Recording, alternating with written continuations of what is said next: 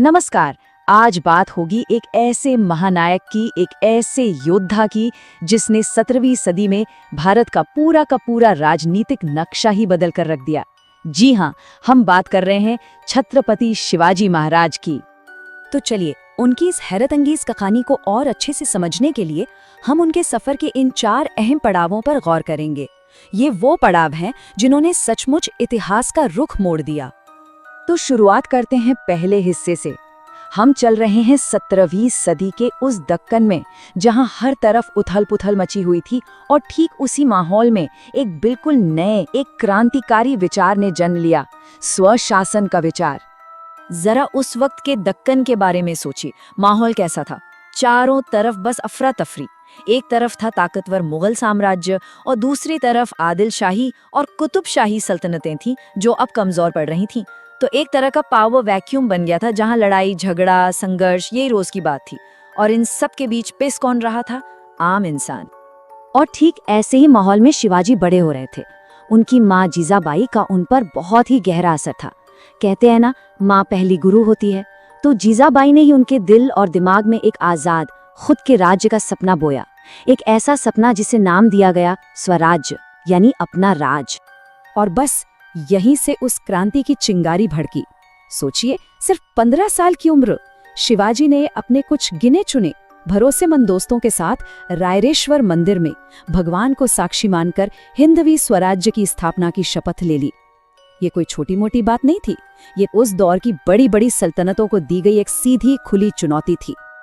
तो शपथ तो ले ली, पर यह सपना सच कैसे हुआ? चलिए अब कहानी के अगले हिस्से में चलते हैं।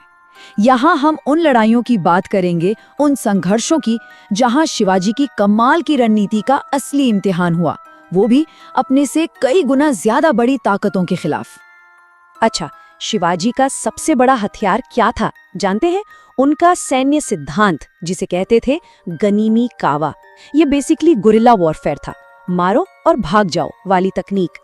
इसी की वजह से उनकी छोटी सी लेकिन फुर्तीली सेना बड़ी बड़ी पारंपरिक सेनाओं पर ऐसी भारी पड़ती थी कि कोई सोच भी नहीं सकता था। इसका सबसे जबरदस्त उदाहरण है अफजल खान के साथ हुआ वो मशहूर मुकाबला। वो बीजापुर का एक बहुत ही खूंखार जनरल था। ये सिर्फ एक लड़ाई नहीं थी दोस्तों, ये तो दिमाग का एक ऐसा खेल था, एक ऐसी बाजी थी जहां शिवाजी ने अपने खिलाफ रची गई हत्या की साजिश को अपनी सूझबूझ से एक यादगार जीत में पलट दिया। एक दुश्मन तो निपट गया, पर अब सामने आ खड़ा हुआ उससे भी बड़ा खतरा, मुगल साम्राज्य। औरंगजेब ने अपने मामा शाइस्ता खान को भेजा, वो भी 1 लाख की भारी भरकम फौज लेकर, और उसने आकर सीधा मराठा साम्राज्य के दिल यानी पुणे पर कब्जा कर लिया। और तो और शिवाजी के बचपन के घर लाल महल में ही अपना डेरा डाल दिया। हालात बहुत ज्यादा बिगड़ चुके थे, पर शिवाजी हार मानने वालों में से कहाँ थे।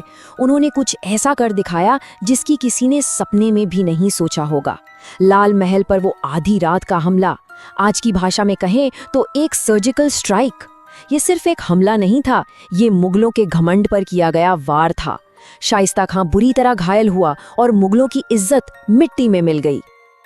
और उनकी जबरदस्त सूझबूझ का एक और किस्सा जो इतिहास में अमर हो गया, आगरा से उनका बच निकलना। सच में ये दुनिया के सबसे बड़े ग्रेट एस्केप्स में से एक है। मुगलों की कैद से भागने के लिए उन्होंने तलवार नहीं बल्कि अपने दिमाग का इस्तेमाल किया और ऐसा चकमा दिया कि खुद औरंगजेब भी देखता रह गया। तो ठीक है, लड़ाइयां जीती, दुश्मन को हराया, लेकिन अब वक्त था एक और बड़े कदम का। अब हम कहानी के उस मोड़ पर आते हैं जहां शिवाजी सिर्फ एक विद्रोही नेता नहीं रहे, बल्कि एक संप्रभु, एक छत्रपति बने।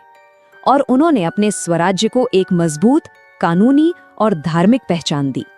पर एक सवाल मन में आता है ना, कि जब इतनी लड़ाइयां जीत ही ली थीं, तो फिर इस राज्याभिषेक के इस पूरे सेरेमनी की क्या जरूरत थी? ये उनके राज्य के लिए इतना जरूरी क्यों था? वजह ये थी कि रायगढ़ के किले में हुए इस शानदार राज्याभिषेक ने स्वराज्य को कानूनी तौर पर एक आजाद और संप्रभु राज्य बना दिया।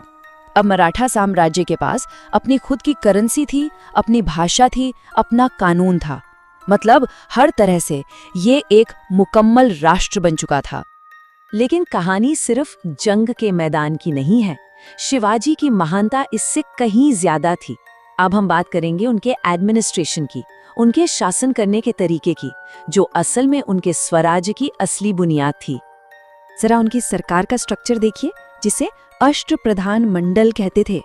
ये बिल्कुल आज के कैबिनेट की तरह था, 8 मंत्रियों की एक काउंसिल। और सबसे कमाल की बात क्या थी? मंत्रियों को जमीन या जागीर नहीं, बल्कि कैश में सैलरी दी जाती थी। क्यों? ताकि कोई भी मंत्री जरूरत से ज्यादा ताकतवर ना बन जाए और अपनी अलग जमींदारी ना खड़ी कर ले। कितना दूर का सोचते थे वो। और उनका ध्यान सिर्फ प्रशासन पर ही नहीं, बल्कि आम किसानों पर भी था। उनकी जमीन से जुड़ी नीतियां अपने समय से बहुत आगे थी, एकदम क्रांतिकारी। उन्होंने जमींदारी सिस्टम को ही खत्म कर दिया और सरकार का सीधा रिश्ता किसान से जोड़ा। मकसद साफ था, आम किसान का भला हो और राज्य की अर्थव्यवस्था भी मजबूत रहे। ये सचमुच एक पीपल्स किंगडम था। एक और चीज है जिसके लिए शिवाजी को हमेशा याद किया जाता है, उन्हें father of the Indian navy भी कहा जाता है। आखिर क्यों? क्योंकि वो भविष्य देख सकते थे। वो समझ गए थे कि अगर भारत के तटों और व्यापार को सुरक्षित रखना है तो समंदर पर अपनी ताकत होनी ही चाहिए, और इसीलिए उन्होंने एक बहुत ही ताकतवर नेवी यानी नौसेना खड़ी की। और उनकी ये नेवी 3 मजबूत पिलर्स पर टिकी थी। पहला, छोटे लेकिन तेज तर्रार जहाज। दूसरा, समंदर में बने मजबूत किले जो नेवल बेस की तरह काम करते थे। और तीसरा और सबसे जरूरी, काबिल लीडरशिप। इन्हीं 3 चीजों ने उनकी नौसेना को इतना असरदार बना दिया था। तो उनकी विरासत आज भी हमारे बीच जिंदा है, सिर्फ एक मराठा राजा के तौर पर नहीं, बल्कि एक प्रेरणा के स्रोत के तौर पर। बड़े बड़े इतिहासकारों से लेकर गुरुदेव रविंद्रनाथ टैगोर तक सबने उनमें एक ऐसे लीडर को देखा जो पूरे भारत को एक साथ लाने का सपना देख सकता था। तो आखिर में बस एक सवाल बचता है जिस पर हम सबको सोचना चाहिए। एक ऐसे युग पुरुष ने स्वराज की जो नींव रखी थी, आत्मनिर्भरता की, बेहतरीन रणनीति की और जनता के भले वाले शासन की, वो विरासत, वो सीख आज के जमाने में कितनी जरूरी है, कितनी प्रासंगिक है? ये एक ऐसा सवाल है जो उनकी कहानी को हमेशा जिंदा रखता है।